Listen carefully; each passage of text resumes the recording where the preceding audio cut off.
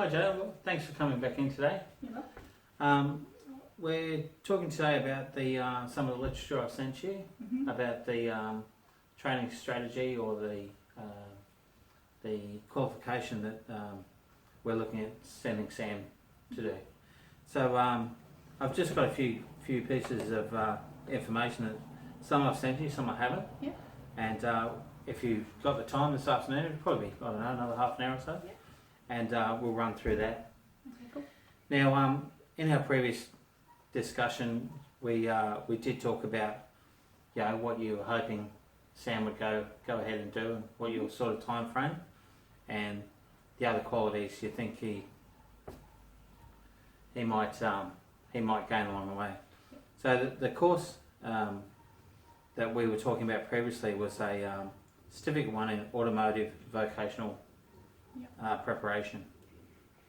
And as I said, a couple of those words don't really work well together, but believe me, they do. Yep. So the course is actually not the course, the certificate. It is a Certificate 1, so it's the real deal. Is an AUR 10116. Not that it means much to you.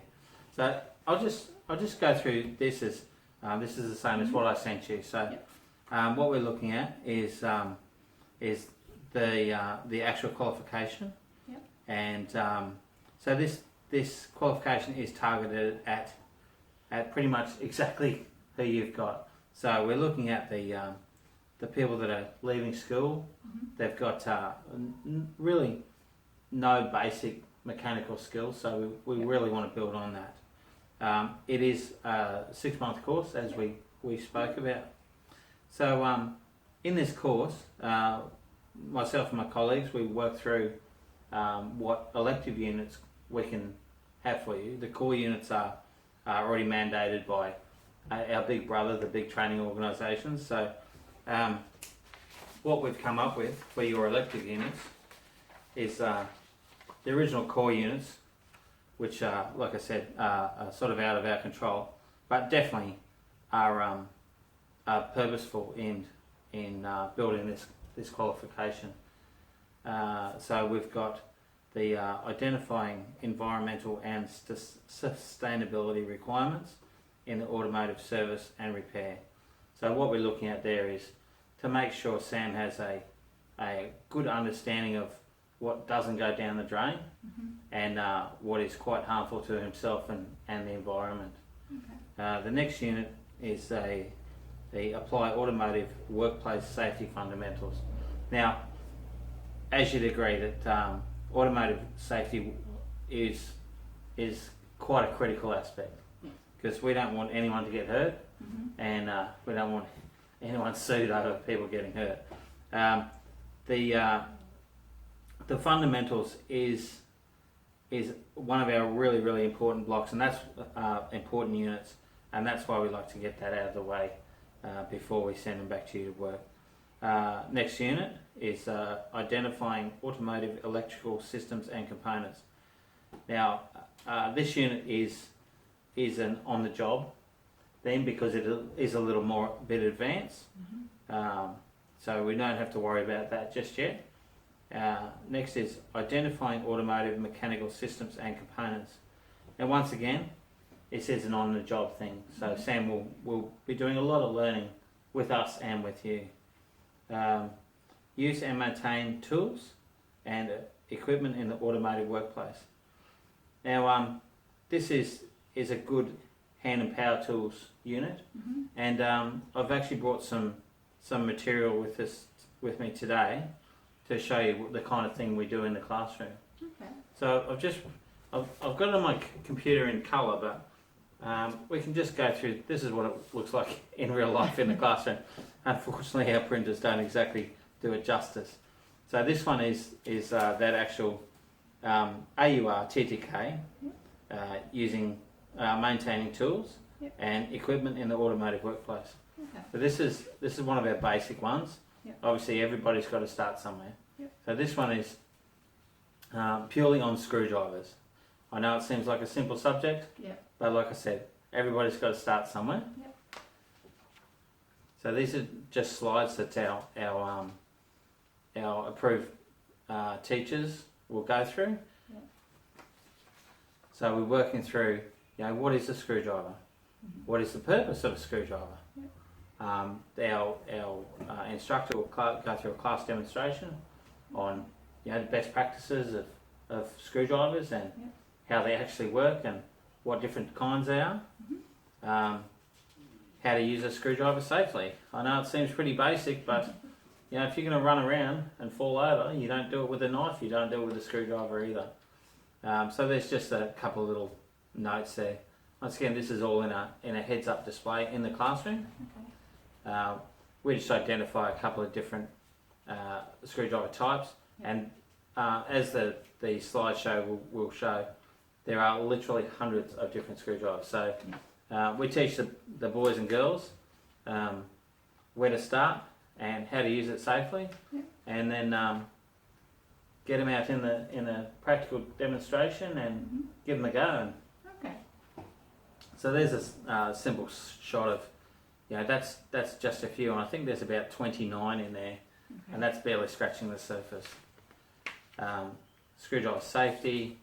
Once again, this is all reiterated in class, and just some examples of in your workshop where you'd find these.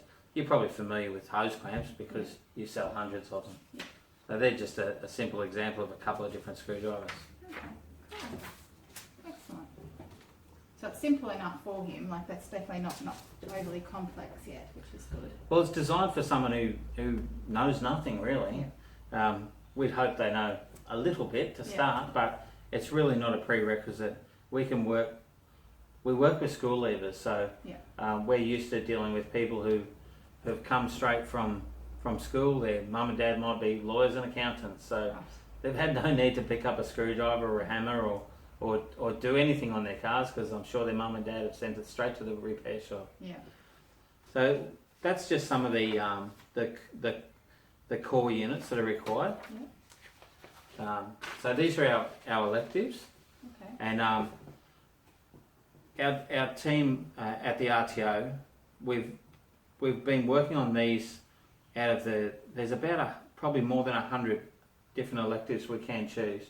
Yeah. But to build the unit that really targets people in this circumstance, as in a small business, we want them to learn core skills and get them on a, let's say, on a path that can lead them to much greater opportunities and better qualifications. Okay. So just a couple of others there. We want to, one of the units we've selected is assist with automotive workplace activities. And this pretty much covers a lot of things. This is where we get Sam into your workshop, working with your guys and actually getting his hands dirty and really helping out. Use and maintain basic mechanical measuring devices, so he can go out to the car park and see what size is on a tyre and actually understand what he's writing down. One of the key elective units we've put in this one, and I'm pretty sure we're going to stick with this one because the whole team think it's really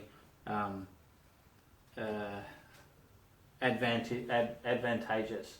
Yeah. So it's remove, inspect and refit light vehicle wheels and tyre assemblies. Oh yes, that's the one my husband said he definitely wants him to help. Yeah, so we're going to, in conjunction with your husband, skill him in being able to, correctly lift and remove, refit tyres, hopefully check brakes. Now that he knows how to measure things, he'll be able to measure his brakes up and work from there.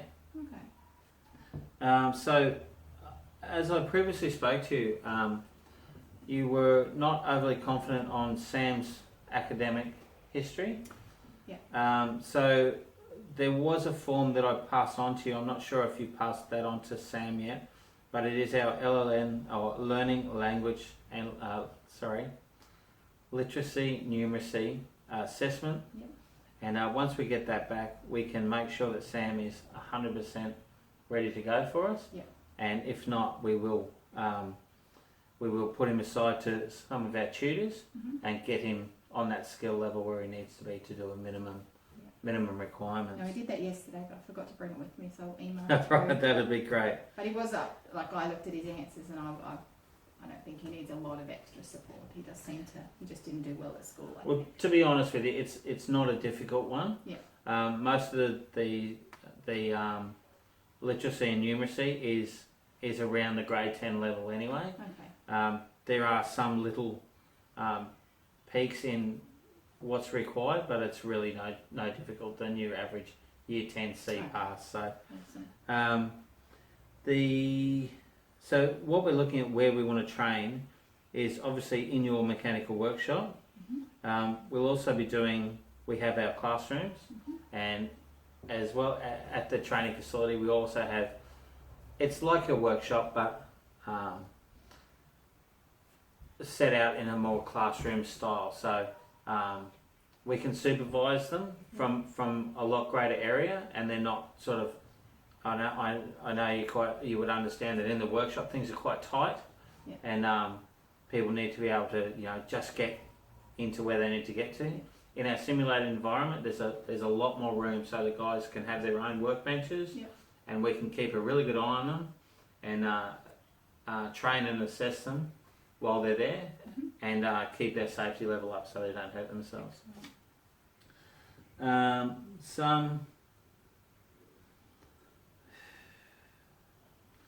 If Sam does need any, I've already gone through that. If Sam does need any support, like I said, we're there for him. Not only for his literacy and numeracy, but on the job training. Obviously, when he's at our training facility, we can keep a good eye on him as well as everybody else. When he's out with you, we have strategies in place where we have a workbook for you, or for your husband and Sam, and it is his responsibility to fill that workbook out on a very regular basis. How we've structured the course at the moment is once he's finished his training at our training organisation, he gets back to you with his workbook, and it has targeted learning in it. So every time he does a skill that he hasn't done before, he needs to put that in his book, and make sure it's documented by either your husband or the other mechanic, or in this form of maybe taking a photo of a repair order, or taking a photo of the actual job, just something that can verify that he actually did the work. That's really important to us because we need to make sure he is really where we want him to be.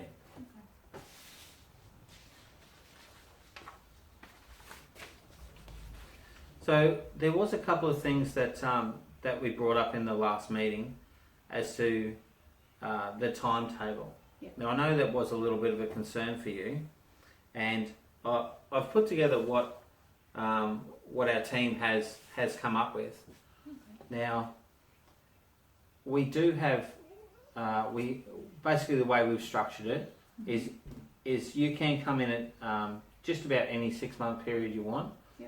We have been able to create now a quarter starting period, so as for the 4 terms. So even though that will roll over past Christmas, and then we'll catch up days. I know you probably close at Christmas, so obviously we'll have to make some adjustment for that in extending when the completion date is. We do have all the RTO block training set in place, and like I said, they're set in place every 3 months. So we do have quite a few courses going through. So if he can't start in January, then we could also look at April, which is okay, excellent. Because I was a bit concerned if he can't start in January, which is the plan, that June was a little far away. We've made it more available just because we want to be more flexible with employers. Because we need to be. Especially with the Christmas period, some people close, some people stay open. The timetable is based on a 38-hour week. I don't know if you guys have a short day of Friday, maybe you work Saturday as well. But the way the workbook has been structured, 38 hours is ample amount of time. Yep. Much less than that, and he might find it not quite getting enough hours to do what he needs to do. So does that mean I need him that 38 hours or so, he needs to be in the workshop more than coming in and covering the office, or it's okay for him to still do 1 or 2 hours just covering the lunch break? If he's hovering, he's still around, and obviously if the guys in the workshop need him, they're just going to call him out, knowing that he does have some base skills under his belt. Okay. If in that circumstance, on our weekly, we plan to, as you see on the timetable, we've structured a learning block of 4 weeks. Yeah. Like I said, that can start any quarter of the year. Then what we planned, or what we've targeted for, is the next set of units are all done at work with the workbook. Now, while he's doing this, what we have planned is we have an instructor, generally the same instructor, because we like to develop that rapport with the student and the employers. We send that instructor out once a week for a 1 hour period, roughly, depending on how much time they have up their sleeve and how much time you have up your sleeve. But generally a 1 hour period. They'll take Sam aside, have a look at his workbook and the evidence provided, and tick anything off that he's definitely provided evidence for. Now, if in this progression of doing these units we find that maybe Sam isn't spending enough time doing what he needs to do, we will make some suggestions to yourself and your husband as to what could possibly be improved, or what might need to be improved. Generally, we don't have a problem with this. We have tried to push this out to once every 2 weeks. The only problem with that is we found that if the student does have a little bit of a problem, by about week 8, that problem becomes a bigger problem. Okay. By week 16, it's almost too late to catch. So, unfortunately, this is the best strategy we've come up with. We actually have created a risk strategy for this, and this is why why we've strategically targeted this set of this learning. Okay, so one thing my husband did ask is, do you have to come every week for an hour, or could you come every fortnight for 2? But I guess it's because you're wanting to watch his progression initially. Yeah, we actually have a document that we've worked on, and it is purely for the progression of his learning, and the way that we've identified this is from previous efforts and from what the information available.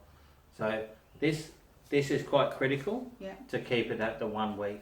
If Sam's sick or our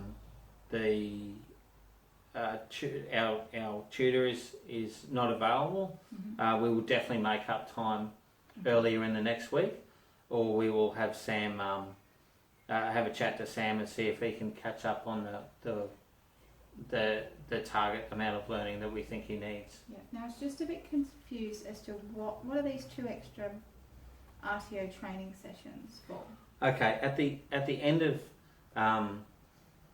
of this entire certificate, what we've planned is to bring all the students back in for another 2 week block, and that 2 week block is targeting mainly these 2 subjects, as you can see, and these are the real work-based subjects that have quite a technical aspect to them. I think you'll find that is electrical and mechanical. Oh yes, yes. So electrical is quite a difficult fundamental skill for some people, and mechanical the same. Okay. So this gives us a chance to anything that hasn't been caught in the workbook. We obviously have a class basis that we work on anyway, and that pretty much covers anything required in the original assessment. And this way it gets to sign these guys off, knowing that they've definitely learnt everything in these 2 units, which are pretty much the hardest 2 units out of the entire course. Okay, so at the end of these subjects that he's going to pass, this subject as such, whereas this one here, it's when he comes in to see you, he'll get his final pass for that unit. Yes. Okay, that makes sense. The actual certificate isn't issued till all units are complete. Yep. So we would be pending paperwork on these last 2 units. Yep. In this strategy, Mm-hmm. the paperwork for this should be well and truly complete. Yep. These 2 units should be finalised, Yep. and it's just these 2 that we're really concerned about. Okay. So finalising everything here. Yep. Also, by the time we get to here, if our trainers have noticed anything, we Yep. can let you know and say, look, okay, you've got 2 weeks left. Yep. We really need these things identified and Yep. taken care of by your husband Yep. or the other training mechanic. Okay. This seems to work really well so far, and Yep. we've been running this system for a while. Okay. Yeah, so that's about it. The other thing we have identified is the reason we're putting these 2 units first Mm-hmm. is to minimise risk and harm for the students. Okay. We do have identified another potential problem, which really needs to be targeted by your husband and the other mechanic, is in lifting.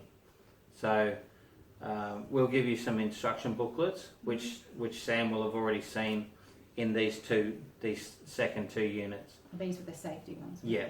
Okay. So he'll have an understanding of how to lift. Yep. And do it safely, and we'll provide you with similar information. Yep. So you and Sam are on the same Yep. wavelength. Yeah, he's quite a skinny little kid, so he's going to need some.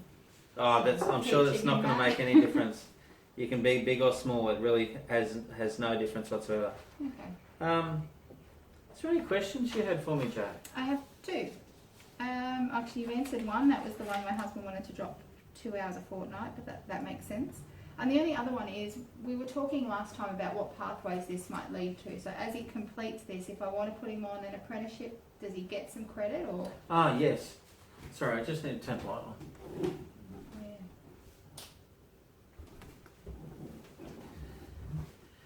Yeah. There are. Sorry, I missed that.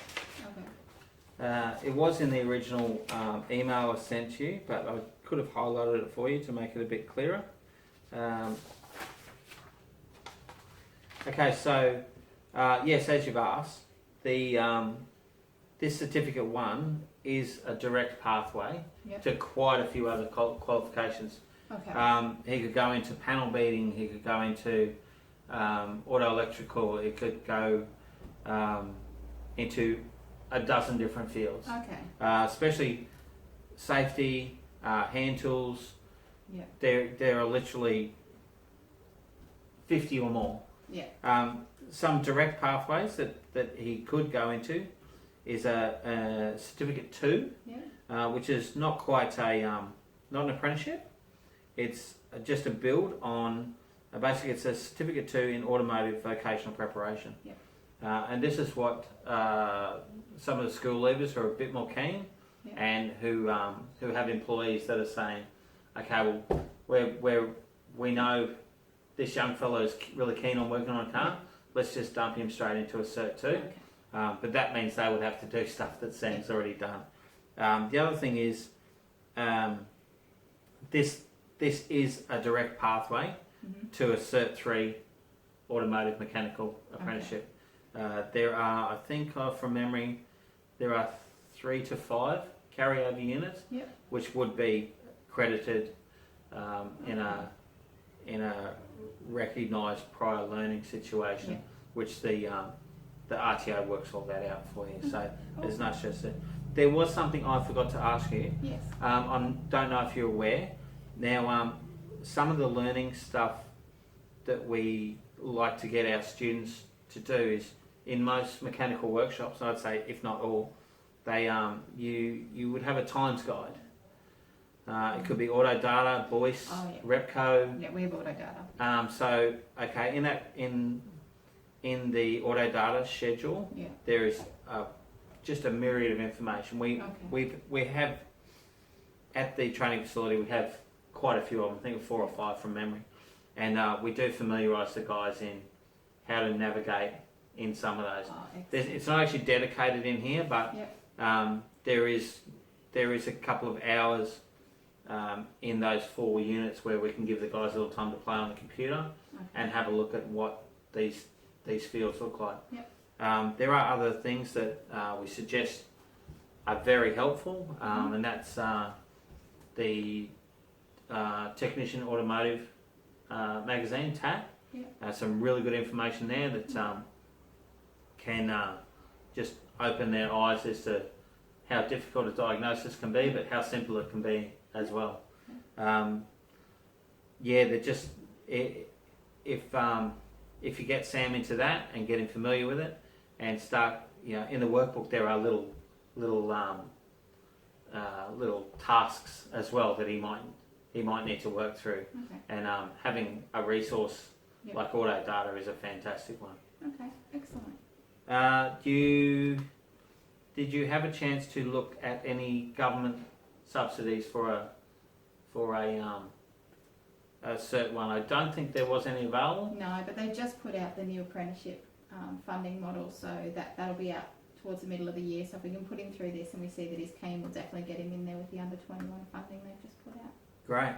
So is there anything else you might be happy or not happy with? No, that's fine. I'm just making a note. I need to send through that Sam's LLM document back to you. Yes. And then... Well, that's not urgent because you said he won't be starting for another... Oh, January's coming up. Holidays are coming up. I want to get it off my plate. So I'll send it through anyway because I think our plan, I'll double check with hubby, but I think our plan will be to start in January for Sam to do that. Okay. So he's finished by June. Well, if you send me that, and I'll send you the documentation of actually enrolling Sam in the course, and we can get it all going. Excellent. All Thank right. you so much for your time. Thank you. Ta.